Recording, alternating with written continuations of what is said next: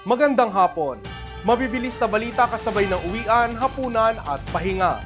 Mga up-to-date na balita ngayong araw ng Martes. Garantisadong mabilis lang to!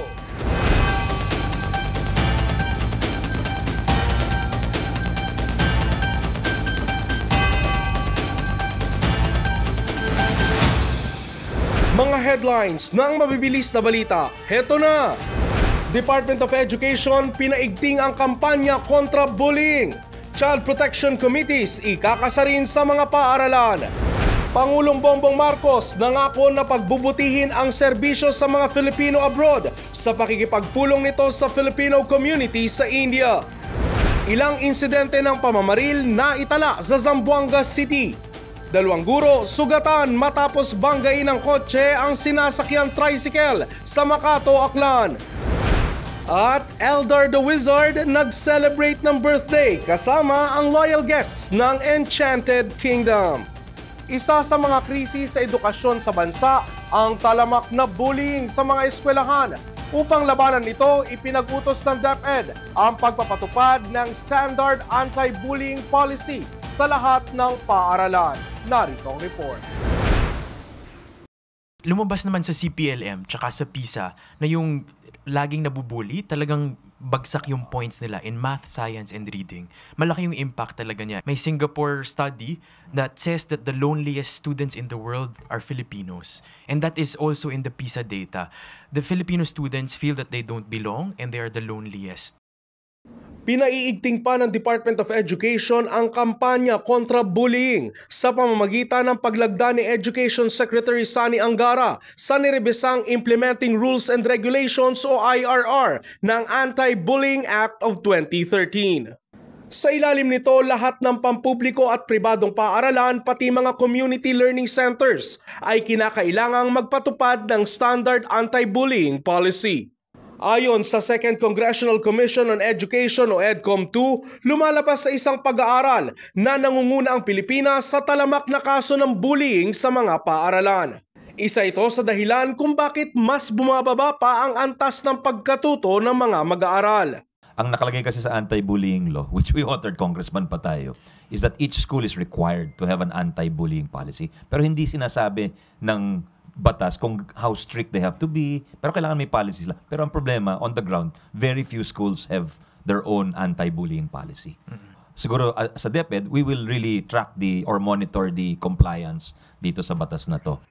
Nito lamang nagdaang buwan, viral sa social media ang isang grade 8 student na babae na pinagtutulungan ng 7 babaeng estudyante sa Nueva Vizcaya. Ngayon nakasaad sa bagong IRR mula DepEd ang pagpapatupad ng school-wide prevention programs, intervention at malinaw na proseso sa pagresolba ng reklamo at apela. Itinatakda rin ang papel ng bawat isa, mga guro, school heads, magulang, substitute parents at maging mga mag-aaral upang masigurong walang kasong mapapabayaan. Hindi lamang pisikal na pananakit ang saklaw ng bagong polisiya, kundi maging ang mga senyales ng bullying. Tulad ng paulit-ulit na pananakot, cyberbullying, diskriminasyon batay sa kasarian o relihiyon, at mga aksyon na nagdudulot ng matinding emosyonal na epekto o social exclusion kahit walang pisikal na pinsala. Itinatag rin sa bagong framework ang posisyon ng Learner Formation Officer, isang itatalagang kawani na magiging unang contact point sa mga kaso ng bullying upang agad itong matugunan at maimbestigahan. Ayon pa sa kagawaran, ikakasarin ang pagpapatibay ng mga Child Protection Committees sa mga paaralan at maglalaan ng technical assistance upang matiyak na gumagana ang mga mekanismong ito. Nagsimula na ang 5 araw na state visit ni Pangulong Bongbong Marcos sa India. Ginawaran siya roon ng ceremonial welcome ng Pangulo at Prime Minister ng India kaninang umaga. Mabilis na balitang hatid ni Michelle Gillian. Dumating na kahapon sa India si Pangulong Bongbong Marcos para simula ng kanyang 5 araw na state visit. 2:20 p.m. o 4:50 p.m. sa Pilipinas, lumapag ang sinasakyang eroplano ng Pangulo sa Palam Air Force Station sa New Delhi. Personal na sinalubong sa tarmac sina Pangulong Marcos at First Lady Liza Marcos ng ilang opisyal ng Indian government. Bukod pa dyan, sinalubong din ng Pangulo ng tradisyonal na Indian cultural dance. Pagkatapos nito, agad siyang dumiretso sa Taj Mahal Hotel sa New Delhi, kung saan niya pinulong ang Filipino community. Sa kanyang mensahe, nangako si Marcos na mas pagbubutihin ng kanyang administrasyon ang pagseserbisyo at pangangalaga sa mga Pilipino abroad. Binigyang pugay rin ng Pangulo ang kanilang kontribusyon sa iba-ibang larangan. Ayon sa Department of Foreign Affairs, nasa 200 Pilipino ang nasa New Delhi at nasa 1,000 naman ang registered Filipinos sa buong India. Our community also includes Filipino professionals in diverse fields such as international organizations, the IT industry, engineering, marine agriculture, textiles, the academic, think tanks. Magiging ina, may bahay, profesional o anuman pong gawain, ipagmamalaki nating lubos ang inyong pagtataguyod ng napakagandang pangalan at pagkilala sa ating bansa sa pamamagitan ng inyong husay, ng inyong galing at pakikipagkapwa-tao. Kinaumagahan, tumanggap ng ceremonial welcome ang Pangulo mula kay Indian President Draupadi Murmu at Prime Minister Narendra Modi sa Rashtrapati Bhavan. Sa kanyang pagdating, binigyan ng 21 gun salute ang Pangulo at sinundan ng inspection of the honor guards. Sa bilateral meeting ni Marcos kasama ang mga pinuno ng India, tinalakay nila ang pagpapalakas ng kooperasyon ng Pilipinas at India sa health and pharmaceuticals, trade and investment, at defense and security. Nakatakda rin ngayong araw ang pagpirma sa ilang kasunduan para mapalakas ang kooperasyon ng dalawang bansa. Michelle Giliang para sa All TV News Channel 2. Sa Makato, Aklan, sugatan ang 2 guro matapos banggain ng kotse ang sinasakyang motorsiklo at tumilapon pababa ng tulay. Detalye na mabilis na balita, hatid ni Era Joy Briones mula Kalibo Cable News.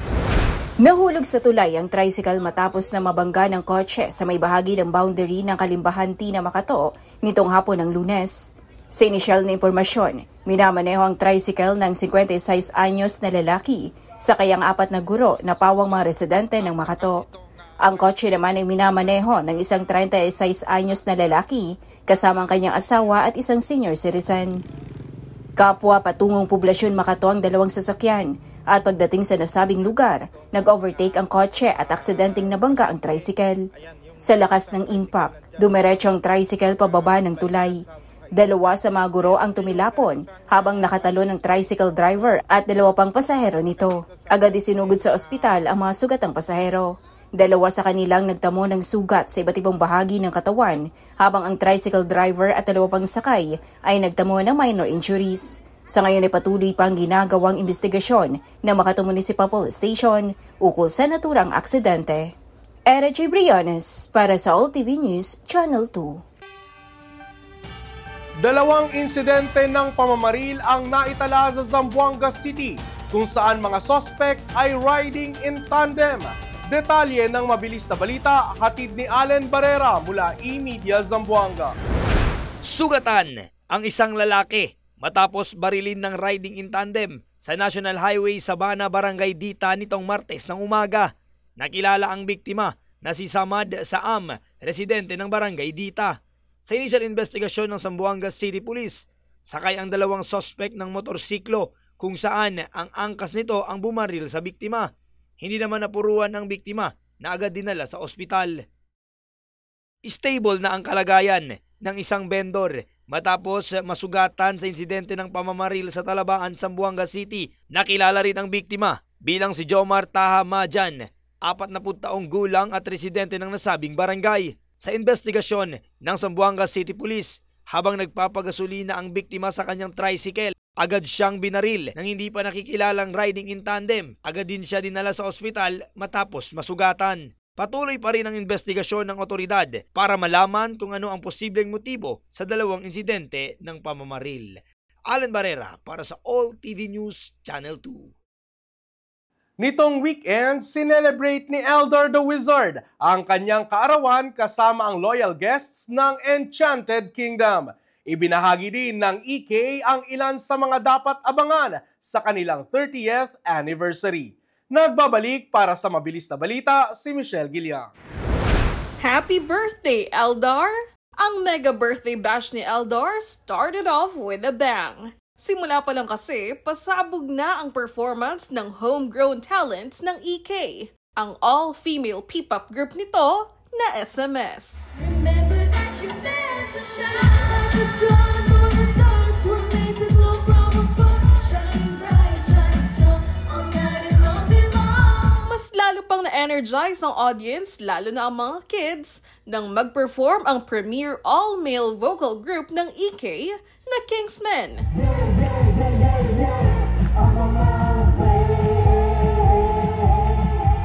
Ginawa pang mas magical ang experience ng guests sa magical performances ng EK talents when they took them back in the 1920s. Oh, what is that music I'm hearing? And enchanted them with the groovy Portobello dancers. At syempre, dahil birthday ni Eldar, hindi mawawala ang twin princesses ng EK na sina Princess Victoria at Princess Madeline, who brought a cake for the birthday wizard. On his birthday, Eldar has only one wish: to give back joy. Kaya naganda ang EK ng fun activities like free face painting. Formal na ding pinagkaloob ng EK ang kanilang in-kind donation sa dalawang charities, ang Casa dei Bambini Home for Children at Southville Foundation. Pero, ang tanong ng lahat, ilang taon na ba si Eldar? Pag may nagtanong sa akin, ilang taon na ba si Eldar, he is ageless. So we continue to make sure that he is someone that we will sustain and talagang ma-experience ang lahat ng generation of guests. And hopefully we sustain that magic na maalala niyo po si Eldar. At alam niyo ba na ngayong 2025, isa-celebrate ng EK ang kanilang 30th anniversary. Sa loob ng 30 years, napanatili ng EK ang pagiging nag-iisang world-class theme park sa bansa. The dates will be on October 18 and 19. So sana po talaga lahat po tayo, we can save the date para we can celebrate the milestone that is the anniversary celebration of EK. After all these years, bakit nga ba binabalik-balikan ng EK? Kaya siguro yung mga kids din, yung mga anak din namin, ayan, nagde-decide din talaga sila na during weekend, ganyan, no, kaya walang pasok, holidays, ganyan, pumupunta kami sa EK. Para lang din, after ng medyo nakaka-drain na study, ganyan, so ma-refresh naman sila. Siguro ang wish po namin para sa EK, sana mas lalo pa silang maraming mapasayang mga bata and parents like us. And then mas lalo pang dumami yung rides and mas lalo pang mas maraming mga customers na pumunta dito sa EK. Ilan sa inaabangan sa anniversary ng EK ay ang muling pagbubukas na upgraded version ng thrilling roller coaster ride na Space Shuttle. Pati na ang Agila, ang kauna-unahang flying theater sa bansa. Kaya inaanyayahan ng EK ang lahat sa kanilang anniversary sa darating na October, which will be full of surprises and magical experiences that will surely make everyone forever enchanted. Michelle Galiang para sa All TV News Channel 2. At yan ang mga up-to-date na balitang nakalap ng All TV News ngayong hapon. Para sa iba pang balitang mabibilis, bisitahin ang aming website, alltv.ph/news. I-like at i-share din ang All TV News PH sa Facebook at YouTube at makinig sa All Radio 103.5. Mapapakinggan nyo na rin po kami sa Spotify. Ako si Ralph Lopez. Magandang hapon.